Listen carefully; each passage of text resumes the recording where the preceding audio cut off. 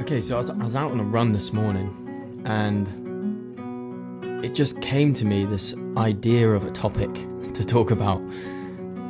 This idea that training like an athlete has far more benefits than just performance.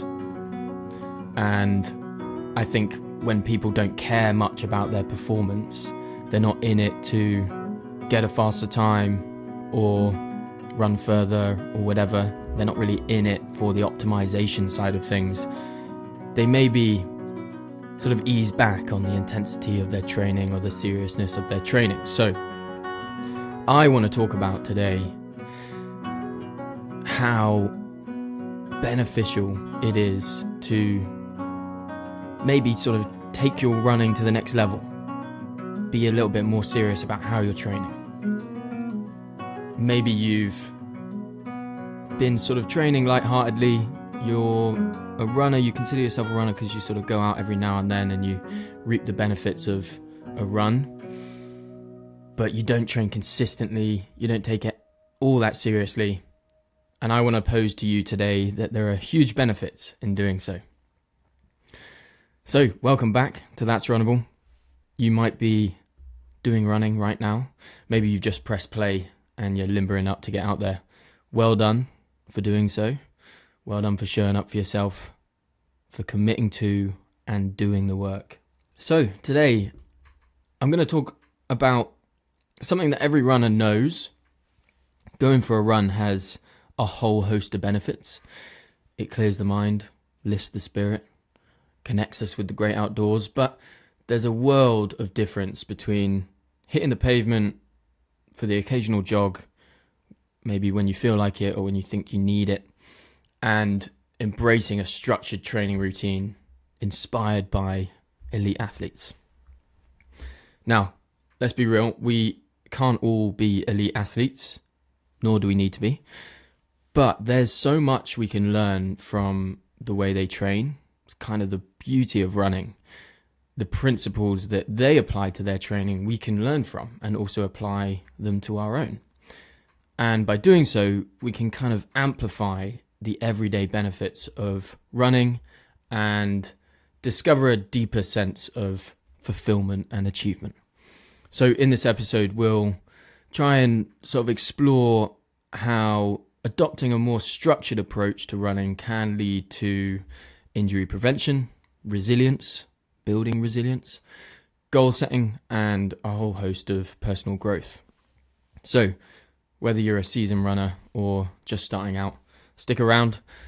We'll uncover the hidden gems of training like an athlete and how it can elevate your running experience. Before we dive into this episode, I have an exciting partnership to announce to kick off the new year. As you already know, here at That's Runnable, it's really important that we intentionally partner with brands that we back. Brands that maybe challenge the status quo, but importantly, make high quality products that actually do what they say they do. And this is no different. I am very excited to announce that we've partnered with Tenzing Natural Energy. Now, Tenzing are a bit more than just an energy drink company. I've been speaking to the team to understand more about what makes Tenzing different. So I want to give you a bit of a backstory that I think will help you understand why I care about this brand and why I want to see it succeed. The name Tenzing might ring a bell to some of you. Sherpa Tenzing was the first man with Edmund Hillary to summit Everest back in the 50s. And that is where the name comes from. You see, the founder of Tenzing Hub used to work at Red Bull and became increasingly sort of disillusioned by, I guess, an energy drink industry that fills their cans with synthetic ingredients, artificial sweeteners, sugar to the brim. And when he was out trekking in Nepal one year, he came across the tea that Sherpas would drink, all natural ingredients to get them up the mountains. And it was at that point that he was really inspired, and he seeked out the Tenzing family to get their kind of permission to use the name, which gladly they gave, and they're actually involved in Tenzing. Hub went on to create the first all-natural, low-calorie, powerful, effective plant-based energy drink, and Tenzing have gone on to make a wide range of powerful energy drinks that actually work. They have caffeine from green coffee beans for a slower release, and L-theanine from green tea to prevent the jitters, vitamin C, electrolytes, and a blend that is so much more refreshing and tasteful than any other energy drink out there. They don't taste like artificial or tangy, and they also don't taste like slightly flavored sparkling water, Although they're natural, they have a powerful sweet taste. I'll tend to have one before a workout, not much into sort of pre-workout and that sort of thing, just want a natural boost.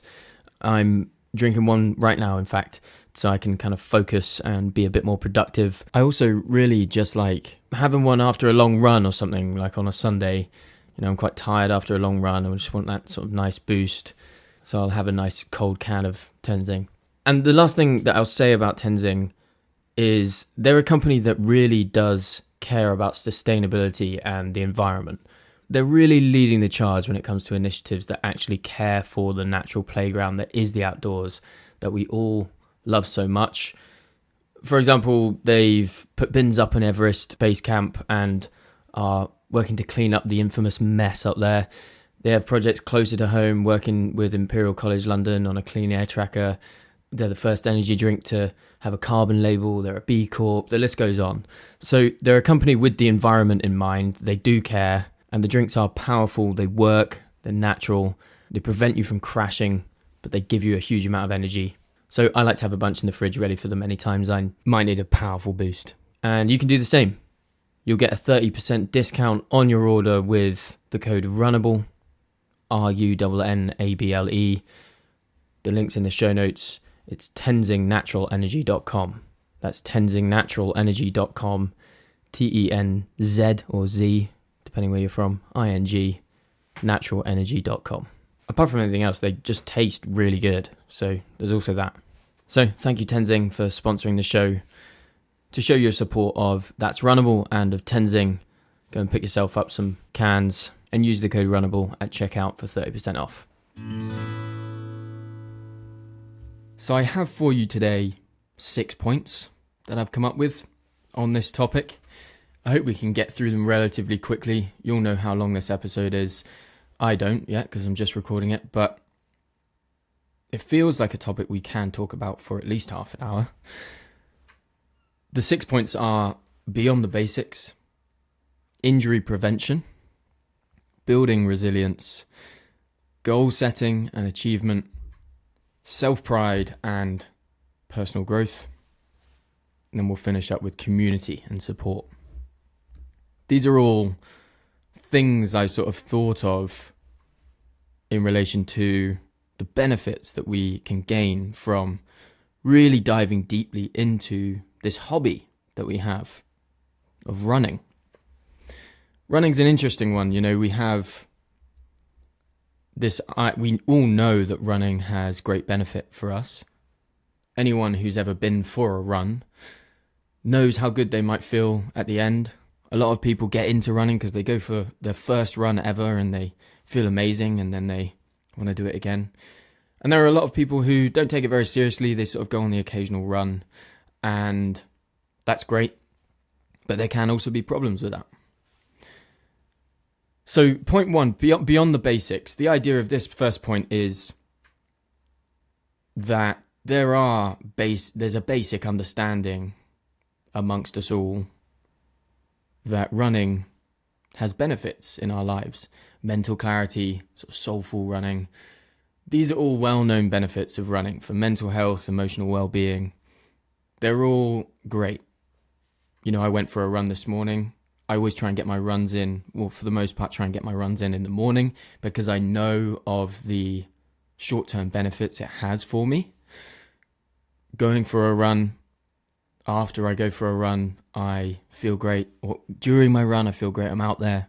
You might be out on a run right now. You're feeling quite good. You're working on yourself. There's benefits to be gained from that one independent run on its own. But I kind of want to introduce the idea that taking your training a little bit more seriously can amplify these benefits. And it's sort of what I'm about in some way. I really have found this passion in helping others realize the benefits that running has in their life. Not just getting out the door and going for the odd run, but actually engaging with it as something that can be taken quite seriously. Of course, in episode 2, as a sort of introduction to my own ethos, there was a bit of a discussion on why we shouldn't take it too seriously. That can also be balanced with the idea that we take it seriously enough to keep promises to ourselves, to show up, to be consistent, to build resilience, to set goals and achieve them. Along the way, we can have fun, we can be lighthearted about it, but actually engaging with it in a serious way, in the sense that we want to do our best, we want to strive for big goals and try and achieve them. There's huge benefits to be gained in our lives by doing so.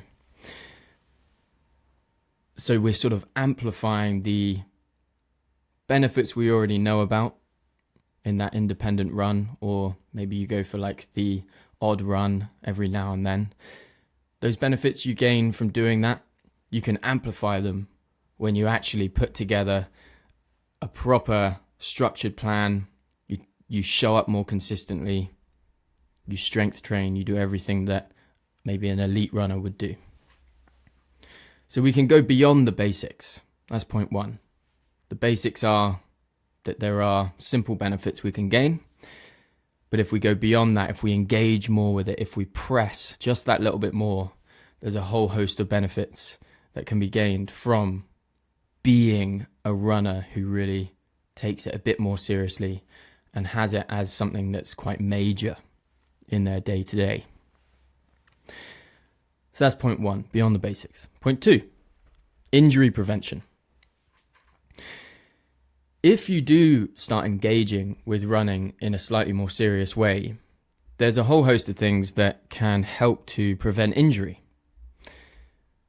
I remember when I started running, I had a very different form. My running form was very different from what it is now. And that's because I started to care more. I started to engage more with it. I started to care more about how I was running. When you know, obviously everyone will have different form, everyone has different running technique, and that's only natural. But there are ways that you can improve how you're running to increase efficiency, but also help to prevent some injuries. Overstriding, for example, is one way that some people can start to cause injuries. If you're overstriding, if you're striding too far in front of your body, there's this sort of braking, there's a sort of braking in momentum because you're landing much further forward than your body, and that can cause a lot more impact on your body. Making small adjustments, slowly making these adjustments to your form can help to prevent injury. And that is something that only people who want to take it a little bit more seriously, want to engage with it a little bit more, will do. There are many people who will sort of not care about those sorts of things. I just want to go for a run, just want to get out there. And they will ignore their form. And that's one way that they could find, oh, I've got some knee pain, or I've got some hip pain, I've got some issues because my body is not operating in an optimal way when I'm out running. Another way that you will help to prevent injury is with strength and conditioning. I bang this drum quite often. There are plenty of people out there who get away with doing no strength training, and that's great for them. But there are far more people who don't strength train and also run into injuries where they could have potentially avoided it just by doing a bit of strength and conditioning. Now, many runners, they just want to run. You might be someone who just wants to run. Actually, one of the reasons why you run only is because you wanted to stay fit, but you didn't really want to go to the gym. And that's fair enough. There's plenty you can do outside of the gym. But strength training, resistance training is such a fundamental part of making sure that your body is ready for the impact, the high impact, repetitive nature of running. And so when you lean into your running, when you think about how the elites are doing it and you try and apply it a little bit more to your training regimen, strength training will be a part of that. And strength training can help to strengthen the muscles that right now, as I sit here, I'm potentially not really using, not activating a lot of muscles. We spend a lot of our lives sedentary, very relaxed. We're not engaging much of our body for the most part. Then we go out for an hour a day and pound the pavements. So it is very likely, without any strength training, without any demand on the body and the various muscles, muscle groups that the running motion is utilizing, it is very likely that therefore your body will take the path of least resistance and avoid using muscles that are fatiguing. However, if you're to strengthen those muscles and make sure that the muscles that you're otherwise not really engaging in your day-to-day life are strong and are therefore being engaged and are not fatiguing as quickly as you're running, that will keep good form for longer.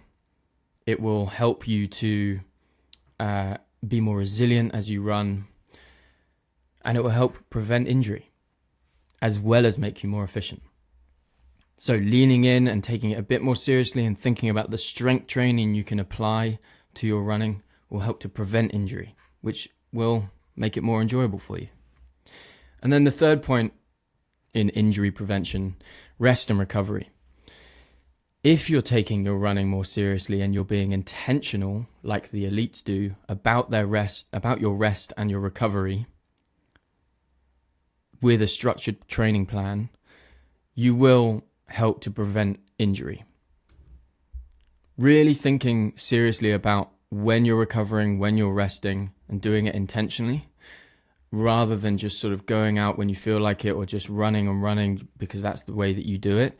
If you take what the elites are doing, you take the principles that they're applying to their training, prioritizing rest and recovery intentionally, and you apply it to your own training regimen, you'll see huge benefits in preventing injury, which will all make it far more enjoyable and have you able to run for a longer time for a longer period of time into your life. So that's point 2, injury prevention. Another reason to potentially take this all a little bit more seriously, take your running to the next level. Point 3, building resilience. Building resilience. This is something I think that this is probably the thing that came to my mind as I was on my run this morning, and I was thinking, oh man, there's so much more we can gain from taking our running a bit more seriously, from showing up as if we're an elite athlete than just performance. There's so much we can gain. And one of those things is the resilience that you're building in yourself. Last episode we spoke about grit. And so if you haven't checked that episode out, go and check that out. We go into a lot of detail about grit and how running builds it. And that's really what this point is about. Consistency and commitment. Regular training like an elite, training regularly, it builds mental and physical resilience. There's so much around your running. There's so much outside of just your running that is obviously directly related to your running that helps you be disciplined. It helps you with committing to what you've committed to, doing what you said you'd do. One example of this, for example, is just every evening, if you know you have morning run, if you know your routine demands that you have morning runs, it might be that you need to lay out your running kit in the evening. Sounds like a really simple thing. It is a really simple thing. But that is something that is improving your organization skills. It's improving discipline. You're thinking ahead. You're committing to something.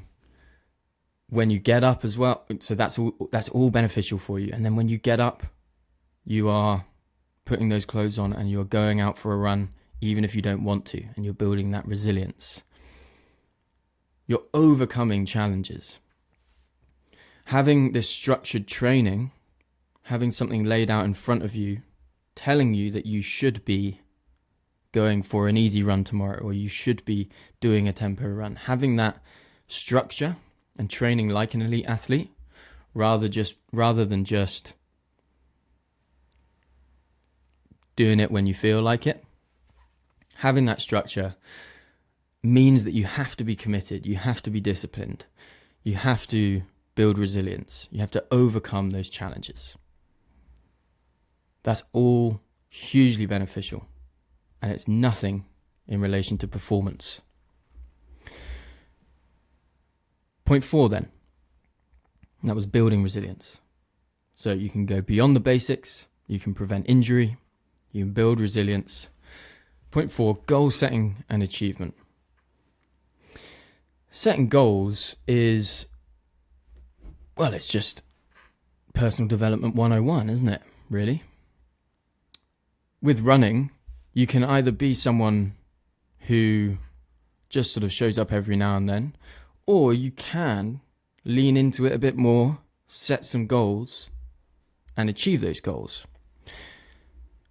There's huge benefits in setting yourself goals. We're at 6th of January today, and so just shy of a week into the new year.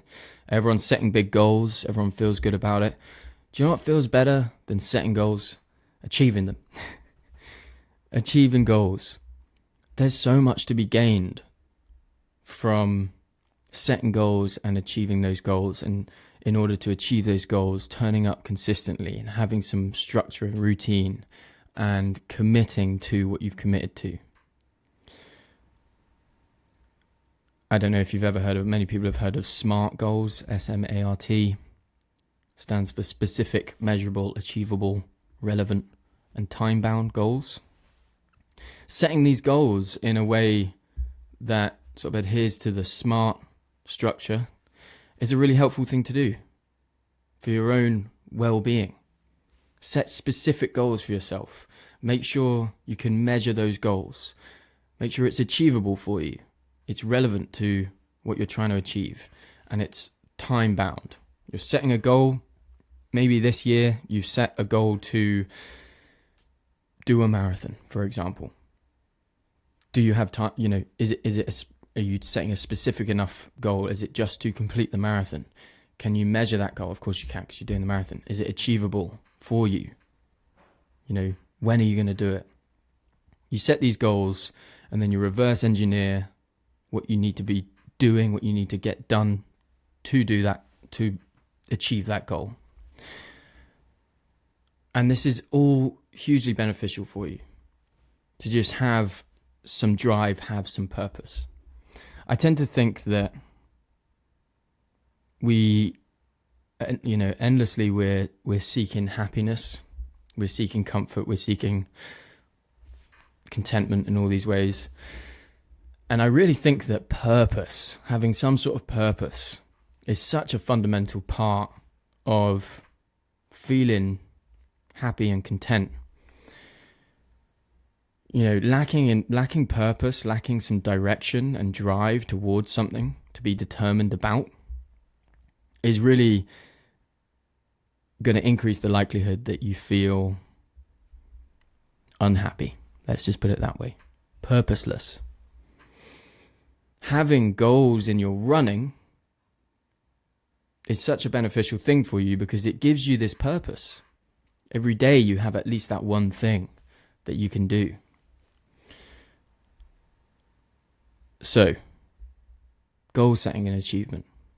There's another benefit of taking your running a bit more seriously. I just want to quickly interrupt this episode to talk to you about Tenzing's new blend.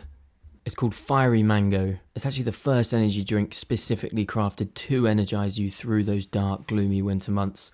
And it's got a powerful combination of ingredients that actually makes sense for getting through the winter. It's got a daily dose of vitamin D in there. There's magnesium in there, derived from the Irish Sea, to activate the vitamin D. It's got lion's mane, which is well known for mood enhancement and immune boosting. It's Tenzing's most energizing drink, with double the caffeine from green coffee beans for that clean, sustained boost. There's also vitamin C and electrolytes, and the flavour is really nice. It's mango, but it's got a bit of a kick to it as well. So there's a bit of ginger and cayenne pepper in there for a bold, fiery finish. It's my favourite from them right now, getting me through what is a pretty tough January. I'm really excited to be partnering with Tenzing. I feel like they're doing a great job of providing a healthy alternative to the other energy drinks out there, all with a sustainable approach with the environment in mind. So go get your fiery mango from Tenzing. It's tenzingnaturalenergy.com and use the code Runnable at checkout for a 30% discount. Point 5. Self-pride and personal growth. Self-pride and personal growth. You know, when you sign up to a lot of these races, a lot of ultras especially, some of the forms that you fill in, they'll have a section on it that says, you know, why are you running, or reason for running. I'm not really sure why they do it. I think it's just, you know, they're just trying to capture data, or maybe they're trying to see who's raising money for charity. I don't really know. But reason why you're running, I don't know why they do it actually. Never really wondered. But I always just put self-pride. That's all, like, because, you know, you're filling in a form and you want to be quick with your answers. I just put self-pride. And that's really, it is the reason. It's the reason why I do it. I want to be proud of myself. I want to achieve something. I want to set a goal. I want to work hard to achieve it.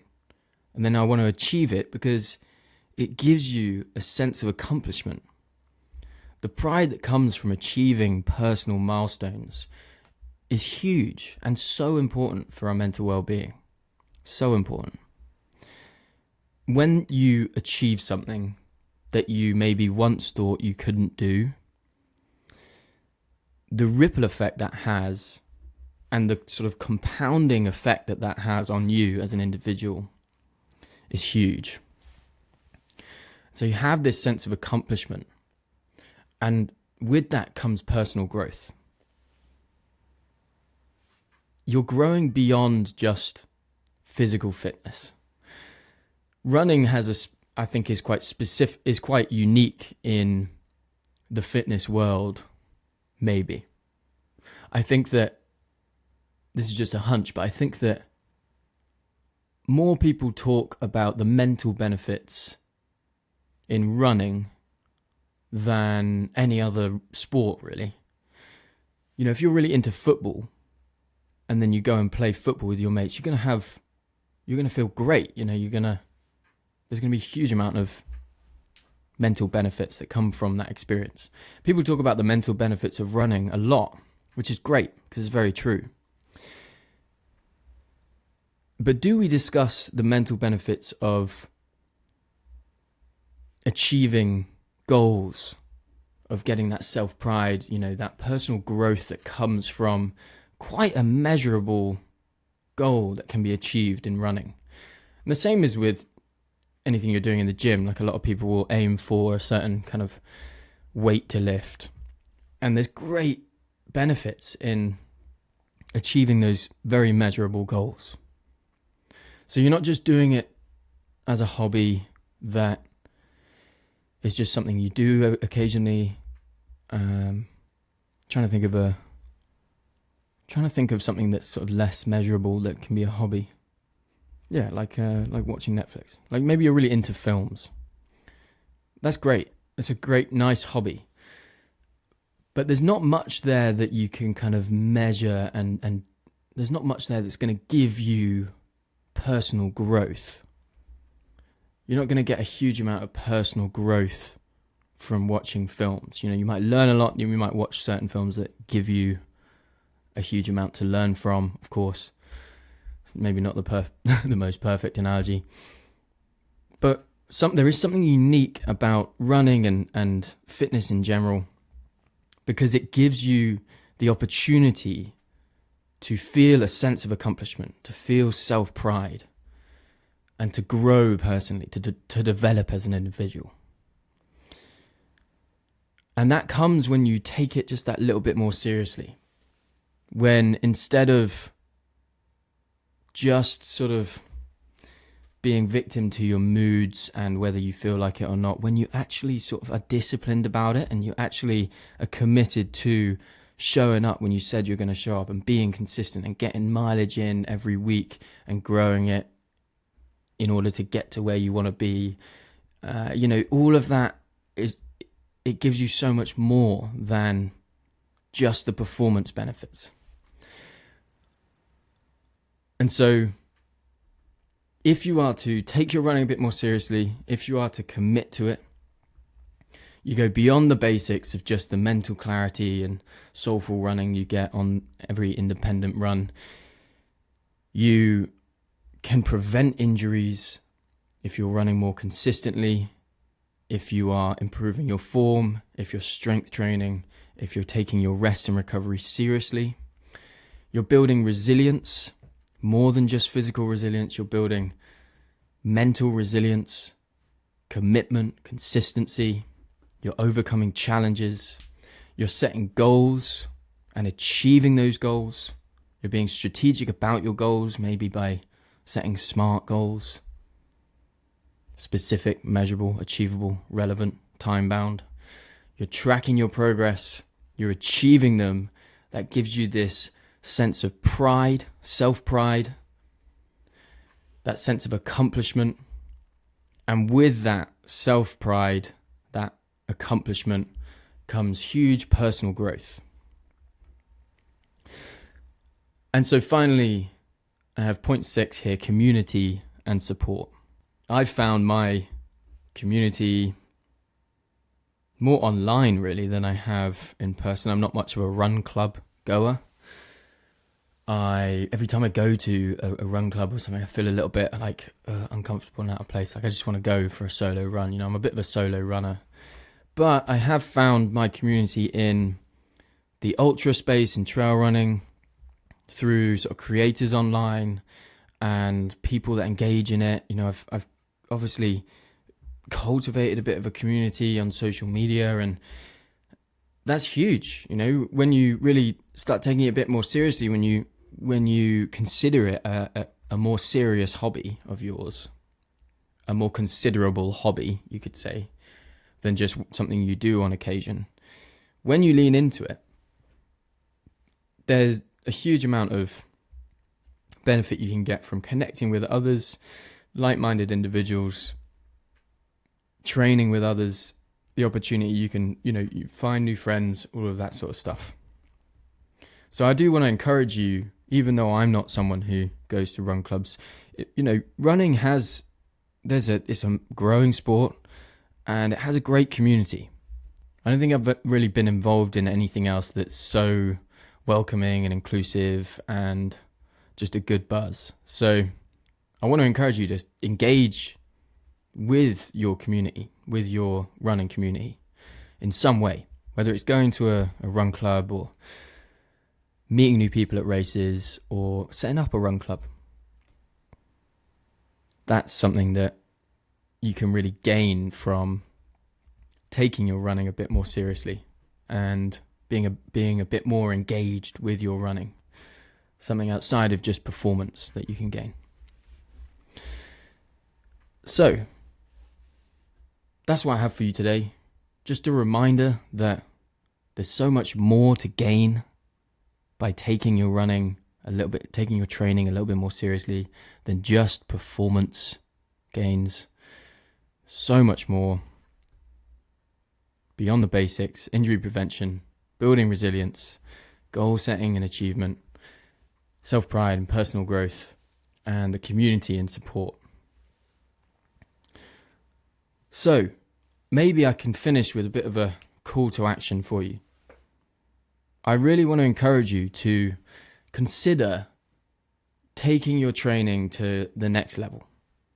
It might be that you are a bit of a runner.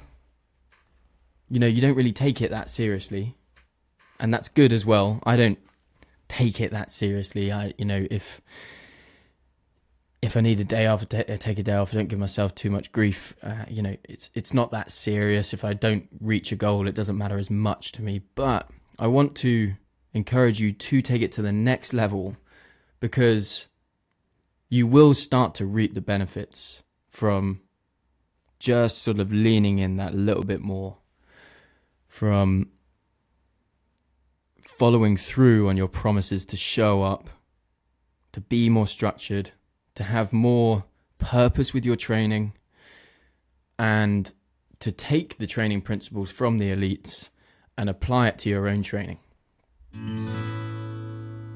Okay, why don't we do a few listener questions so we can sort of catch up on a few.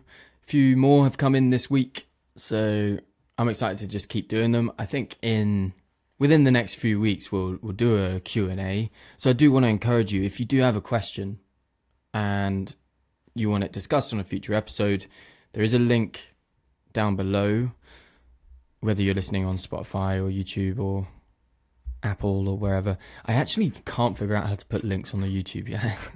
So I'm having issues with that. But Spotify, there's a link. If you are struggling to find the link as well, there's also a link in my bio on Instagram and TikTok. That is the magic link you need. So you can scroll down there and you can submit a question there. All it is a 1 minute maximum question, and I'm enjoying listening to them and trying to answer them as best I can. So we'll do 3 maybe. Let's do 3. So who's going to go first? Let's have a look here. Daniela. Let's do Daniela. Hey, Tommy. This is Daniela from Atlanta, Georgia. Happy holidays and well wishes on the podcast, of course. I had a question about cramps. I seem to have a problem and an issue around mile number 9. Things start to set in. The cramps are so painful. I'm not sure how to overcome this. If it's with electrolytes, strength training, or overtraining. But yeah, they're so painful and won't go away. I'm not sure how to overcome it, and I've tried several things. What would you advise? Thanks again. Hate cramps. Cramping sucks. Thanks, Daniela. Sorry if there's a squeaky chair. I really need to solve this issue of chair squeak. Oh, I think I just did. That was weird. That's a bit better, isn't it?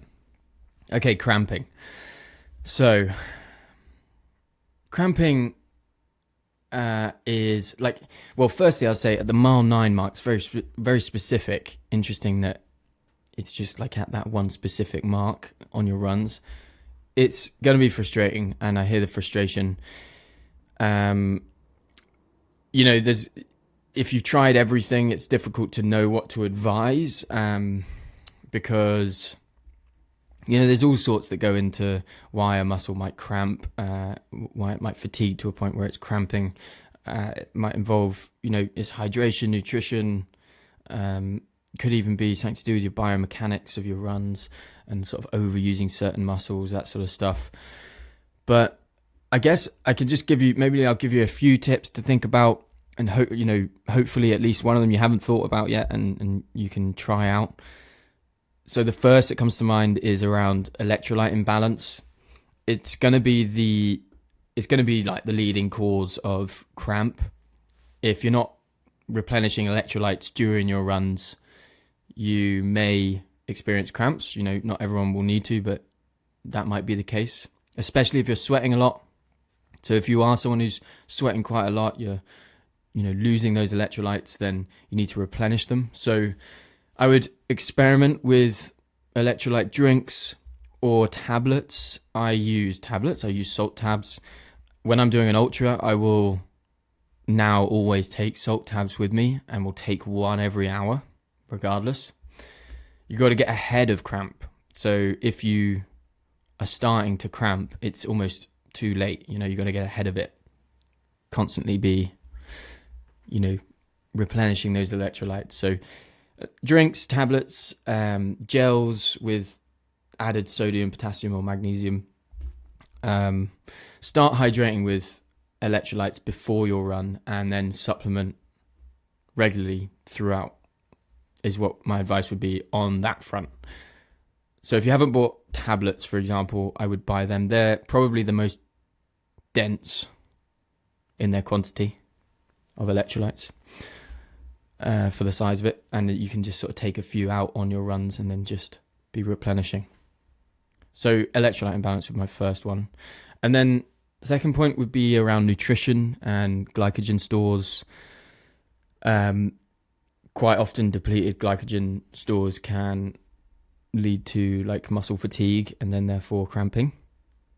So just make sure you're eating enough carbs the day before and having like a proper pre-run meal, high carby pre-run meal. And then during your run, you can take gels with you, for example, and have like, 30 to 60 grams of carbs per hour. It might be gels, it might be chews, drinks if you can. Drinks are a bit inconvenient, so I would advise gels. So you're getting a lot more carbs in, and you're making sure that you're replenishing those glycogen stores. It's always good to get ahead with all of these things, by the way. So whether it's electrolytes, nutrition, or the next one, which is just dehydration, hydrating, making sure you're hydrating, getting ahead of it is always really important. Like even if you're just slightly dehydrated, you can get muscle cramps. So monitor your hydration throughout the day. Make sure you're drinking at least water. You're getting electrolytes. A good rule of thumb to monitor is just monitoring the color of your urine. Should be at least a pale yellowy color. And then I would say, when it comes to sort of pacing and effort, if you're going out too fast, you can kind of fatigue your muscles prematurely. And then you're going to have more fatigue sort of later on. So making sure your pacing and your effort is monitored properly. You can use a heart rate monitor if you are wanting to make sure that you're going at the right effort. And then, I always bang on about it, but strength training is really important also for this, because when you are strength training, you're making sure that there's a balance of strength in your muscles. So a lot of people will have weakness in certain areas because they haven't intentionally strengthened them outside of their running. And so you might be getting cramps in certain places because you have more weakness in those areas. So making sure you're strength training as well. And there's going to be loads of other stuff as well. Environmental conditions, like, the weather can affect these things. So heat and humidity or even cold can affect your body in a big way. And it's going to affect how your body regulates hydration and the electrolyte balance and that sort of stuff. So even things that might seem minor, like your gear, making sure you're putting on the right clothing based on the weather, that can even help with things like cramp. But, there are all the things that I would say to think about. But I guess the main thing, and if you were to work with a professional, this is what they would do. If you tried many things, I would say make sure you're keeping like a detailed log of all your runs. You're including in that log your pre-run meals, hydration, the pacing, the weather conditions. Just make it like a really detailed log. So that will help you pinpoint exactly what's going wrong. And, hopefully you can sort of experiment and change things around. It's like what a sports nutritionist would do with you. You would log all your eating, see where you had issues, and then sort of see any correlation between your diet and those issues. And the same would happen here. So you're just finding correlations and trying to identify the causes. Hope that helps. Quite a long answer there, but I've had trouble with cramp in the past, and so there's my experience for you. Okay, we're going to try and do 2 more questions. I promise I won't take as long on that one, but I hope that was interesting. Thanks, Daniela. And who have we got next? Let's have a look here. Anka. Hi, Tommy. This is Anka from Portsmouth. Thank you for all your content and all the information you're sharing with us. I'm a big fan. my question is about running when tired.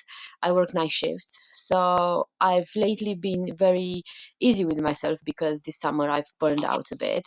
So I haven't been training a lot during my when I'm working night shifts, and I have been easy with myself. But I feel then guilty, and I feel like I'm losing a lot of the training, gym, and running that I have done before.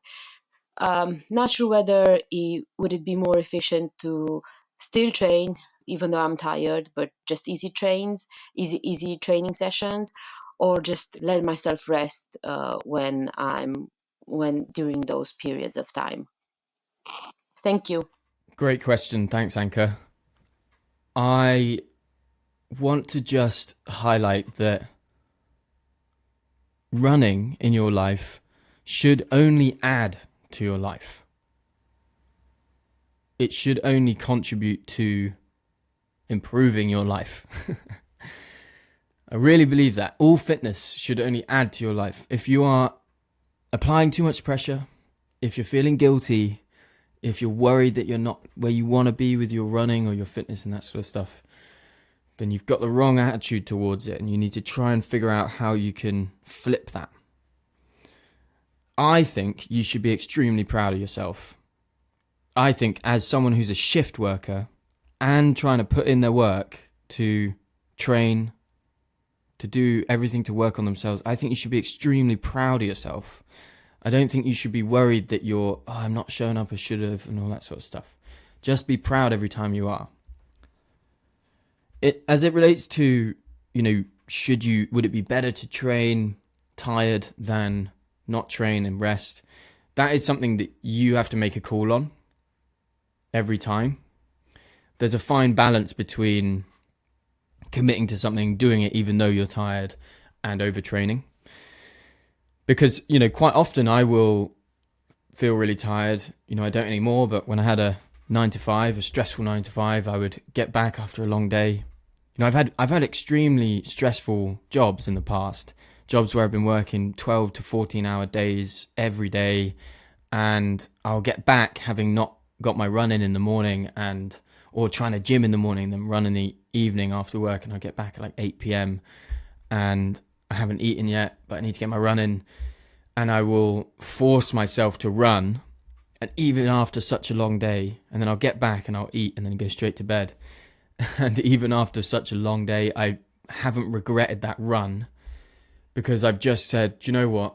I'm going to go on an easy, low key, just get out the door, clear my head, put the phone down, get away from everyone kind of run.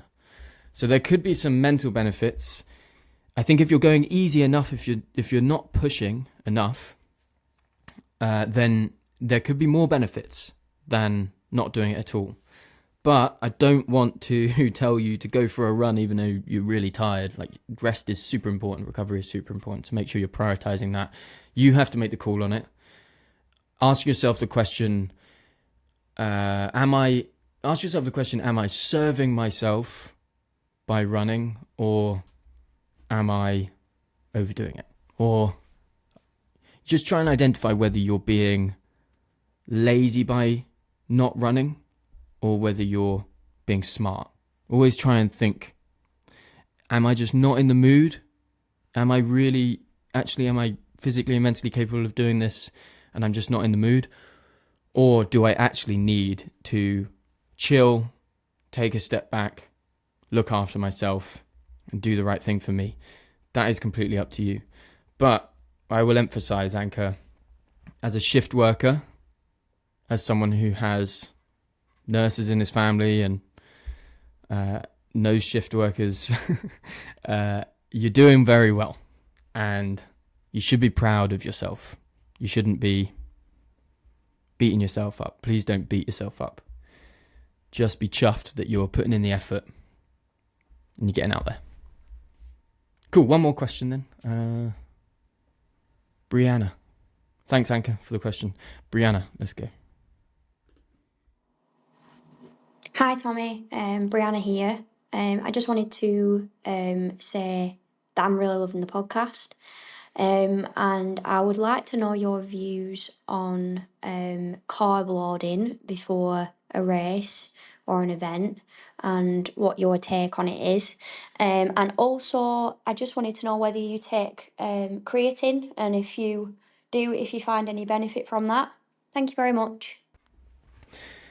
Another great question. This is a fun one because it used to be that well, firstly, let's define carb loading. The traditional, I think in America they call it carbo loading. Here in the UK we call it carb loading because we can't be asked for the second syllable. So I'm going to call it carb loading. It used to be that carb loading was a big thing. And what it is like the night before a race, like loading a bunch of carbs, having a really heavy carby meal the night before a race. Used to be a really big thing, and at races they would have like a carb load party the night before, which you could sign up for, get a ticket to, and they'd just have like a bunch of pizza and pasta and just loads of carbs. I think maybe there are races that still do it, and that is fun for sure. But here's my take on it. I think it's an extremely bad idea to carb load. To actually like properly carb load in the sense that you're just eating as much carbs as you can. You know, if you've got a marathon and you've been training for months for this marathon, and then you suddenly throw like a bunch of carbs in one sitting into your body, waking up the next day and having to deal with your body dealing with that is not a good shout. It's a bit of a gamble. And it's just simply not going to do as much. It's a depreciating benefit, you know. It's like, is that the right word? Yeah, I don't know. It doesn't do as much for you as you might think, you know. So carb load in the sense that have carbs, absolutely. Have a carb heavy meal, for sure. Make sure it's a balanced meal, but have a carb heavy meal before the night before, but don't overdo it. What really you should be doing is in your tapering phase, the 2 weeks or so before your race, in the maybe, let's say 5 days before your race, you should just increase your carb intake over the course of the next over the course of the 5 or so days before your run. That way your body will definitely be more used to an increased amount of carbs and you won't risk sort of upsetting it. That would be my short answer, right? I don't think like carb loading, like having like a massive bowl of pasta the night before, I'm not sure if that's really that helpful. I mean, I tend to have like a big bowl of pasta, but it's not like I'm not overdoing it. I'm not making myself feel sick by loading carbs. I'm just having a carby meal because that's good the night before. And then the second question, creatine. Yeah, everyone should take creatine. It is I believe it's the most studied supplement out there. It's like extremely safe, and it has a massive list of benefits. I started taking creatine about 4 or 5 years ago, and as soon as I did, and I was gymming at the time, and like gymming quite a lot at the time, I was in the best shape of my life. As soon as I started taking creatine consistently, I saw a huge difference in muscle growth, and that was the first thing. But it's also great for bone strength, bone density, and a whole host of other things. So definitely take creatine. It's a seriously low cost. It's just got great ROI, I would say. Definitely take creatine. People talk about creatine cycles and that sort of thing. I probably go on cycles by accident because I'll take creatine like every day for 2 weeks, and then I'll start forgetting to take it, and I'll forget to take it for 2 weeks, and then I'll start again. But I just think it's a good thing to have in the cupboard. I tend to take it pretty much every day if I'm remembering to. Definitely take creatine. I think everyone and their granny should take creatine. Okay, that's it. That's what we got for the episode. Hope you enjoyed this one. Tried to keep it more casual, sort of trying to apply less pressure on myself to get everything right. Just trying to sort of involve you, come forward with something that I have on my mind and see if we can expand on it for at least sort of half an hour. And hopefully, as we continue, we can make it a little bit more interesting. Maybe get a few guests on and that sort of stuff. And keep writing in your questions, recording in your questions. Thanks to Tenzing for sponsoring this episode. Super excited to have them on board. Go and get yours at their website. Links in the show notes. What else can I say? Devil's Gulch coming up. More to come on that. More to come on my A race of the year. First 100 miler attempt. It's a hard one. It's hot. It's high altitude. It's hilly. And that's it. That's all I have to say. Run the runnable. Keep showing up for yourself. And I'll see you next time.